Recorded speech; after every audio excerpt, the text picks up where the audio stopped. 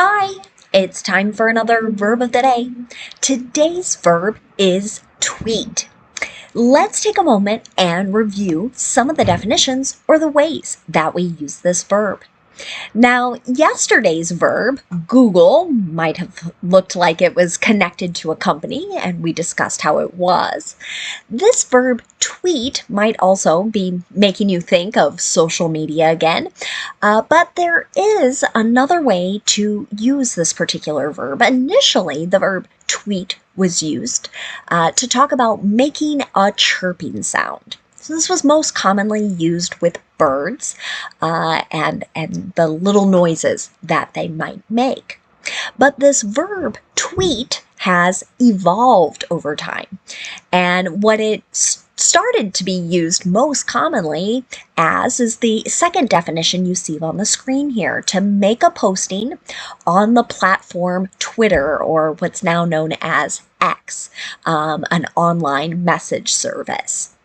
So we'll be talking a little bit more about that as this video goes along. But for now, you should know that tweet is a regular verb. To make the progressive form of this verb, all you need to do is add ing, and that forms tweeting. The past tense and participle forms of this verb can be made by adding ed. Our base verb, tweet, ends with a t sound. And this means when we add the ed ending, we're going to add an extra syllable to the word. So the past tense and the participle forms of the verb should sound like this: tweeted, tweeted. Okay. Now, there aren't any additional phrasal verbs that we need to study, and instead, we can look at making some sentences in different verb tenses. Today, I thought we would practice the simple past tense and the present perfect. It's easy to confuse these verb tenses, so let's talk a little bit about their differences. We can use the simple past tense to talk about completed actions, but most commonly this is done when the completed action occurred at a known point. You might hear this called the definite past tense. But we can also use the present perfect to talk about completed actions. Those are generally what we call the indefinite past. So when we don't know, was the action completed 1 minute ago, 1 year ago, or at some other point? Let's look now at how we make simple past tense sentences. In the affirmative, we're going to start with our subject, and then we're going to use the ed form of our verb. This is true no matter what our subject is. It always follows that same pattern. So an example of this might be, she tweeted about experiences interviewing with a variety of companies while she was an undergraduate. Okay, so here we can imagine kind of these completed activities, right? She's sending or making posts about her experiences. Now, if you want to make a negative sentence in the simple past tense, what you do is start with your subject, use did not, and then the base verb. You might also encounter the contraction for did not, didn't. You can see that in my example here. He didn't tweet while at work. So this was an action he did not do. Okay. Finally, let's talk about making a yes or no question in the simple past tense. To do this, start with did, then use your subject, and then the base verb. Here's my last example. Did you tweet about your experience? Okay, so again, all of our examples here in the simple past tense are really focused on our second definition of the verb, making a post to the platform formerly known as Twitter. The thing I always like to point out to students is notice the only time I'm using the ed form of the verb is in the affirmative with positive sentences. I'm not using it in the negative or with my yes or no questions. Now let's move on and talk a little bit more about the present perfect. We already said that we can use it for completed actions. We can also use it to talk about an action that started in the past and that continues into the present. Okay. When we go to make sentences in the present perfect, I must pay attention to my subject. If the subject is I, you, we, or they, I'm going to use have and then the participle form of the verb. But if my subject is he, she, or it, I'm going to use has, H-A-S, and the participle form of our verb.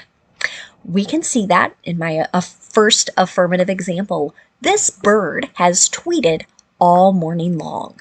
Okay?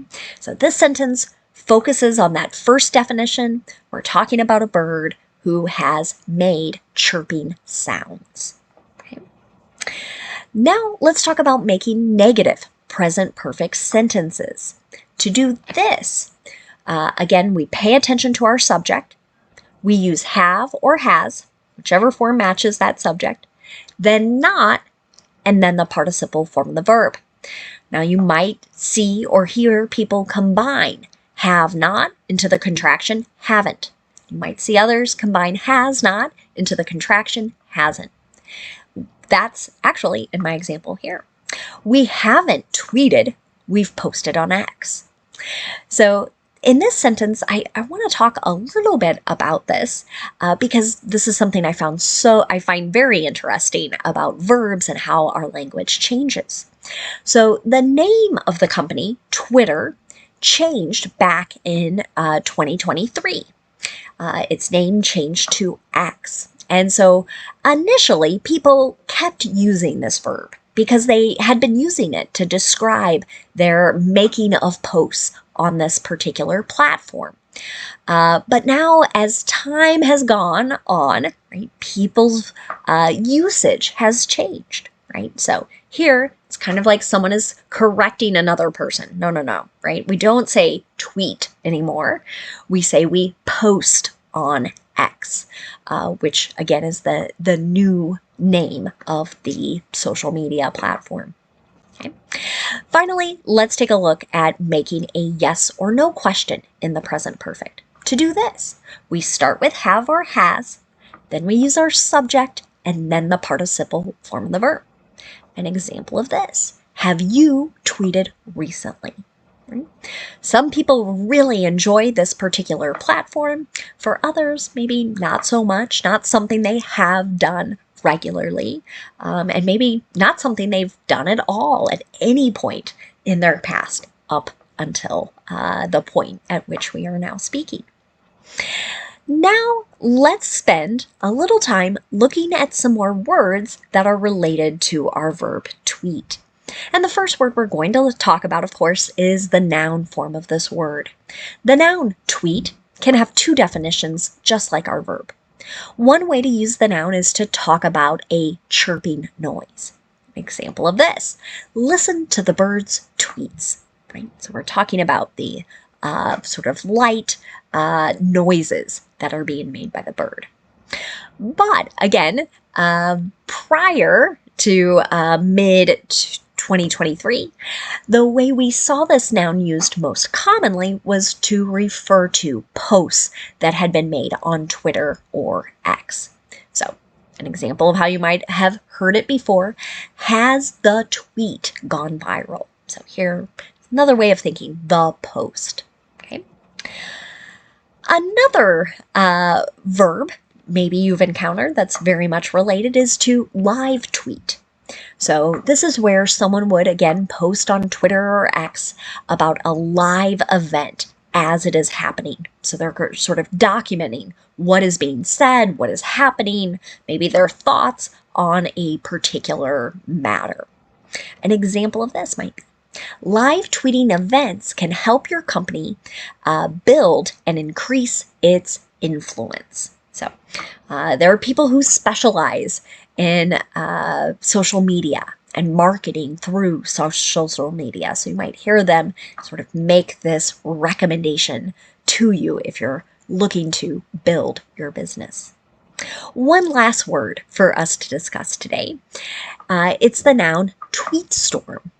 People started using this word to talk about a series of tweets that were made on a topic and they were sort of posted in quick succession, right? So we're seeing many occurring at the same time. Might think of it like a weather event, a storm, right, with very heavy rain. Here we're talking about a large quantity of postings. An example of this might be the celebrity's tweet storm shocked fans and may have ruined his career, right? So maybe this person was very angry about something, some sort of topic, but the way they were expressing themselves kind of made people, right, a little surprised and possibly offended. Again, this is a verb I would say that is in decline. It's not being used as much in 2024, but it's still very good to be aware of. You still may encounter this verb as you are reading and listening, particularly to things that have been written in the fairly recent past. Thank you so much for watching today's video. I hope you have a great day.